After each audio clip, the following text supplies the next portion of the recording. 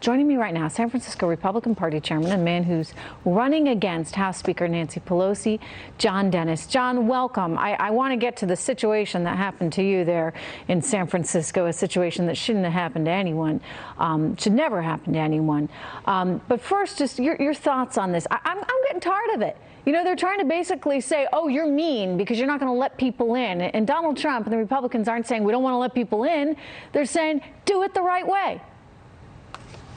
Yeah, well, I think Donald Trump is going to eviscerate whoever gets up on the stage with him in the debates in the fall and tries to, pitch this point of view. I'm trying to figure out what the Democrats are trying to do here. What's this penchant for choosing illegal immigrants over American citizens?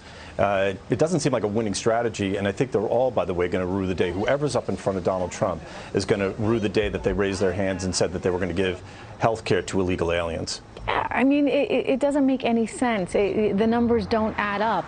I mean, healthcare alone, right? Socialized medicine doesn't make any sense. And now you want to open up the borders and say, hey, come one, come all. And by the way, we'll give you free college and free healthcare to boot. I mean, it's ludicrous. I hate to be so cynical about this, but John, I fear what they're trying to do here is buy votes. In other words, if you can bring all these people here, legitimize them in some way, shape, or form, and then you get them, to sign up to vote for you, you just keep handing out free things. It's like a giant Ponzi scheme.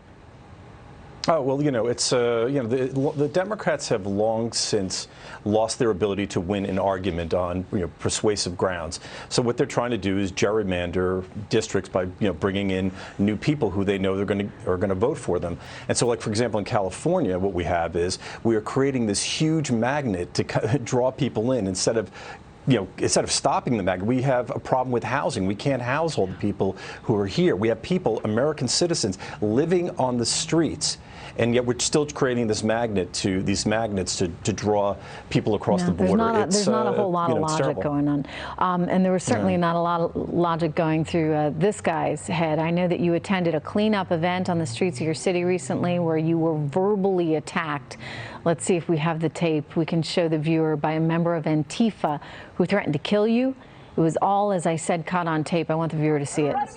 I'm just here chatting with you. Why are you angry, man? Because here's the thing. You probably disagree with me, but I disagree with you. No, I actually want you there. For what? Because you're a piece of Why? Because you're racist. How do you know? You don't know one thing about me. I grew up in a public housing project. I can tell by looking at you.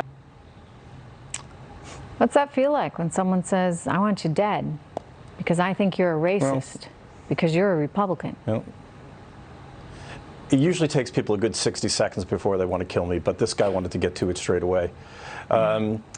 Yeah, I mean, there's clearly there was an anger management problem there, and people, I think, are going into political activism to sort of vent and to take things out. My goal, Trish, was to go to diffuse him, to get him to leveling mode, so that we could shake hands and pat each other on the back and say we agree to disagree. Unfortunately, he didn't want it to go in that direction, and he forced me into a position where I had to let him know that there was going to be friction. Yeah, no, you did. I thought you did a very good job with him, though. You were very civil. You said, "Look, you don't know anything about me," and your point about I think you said you grew up in public housing. Is that right?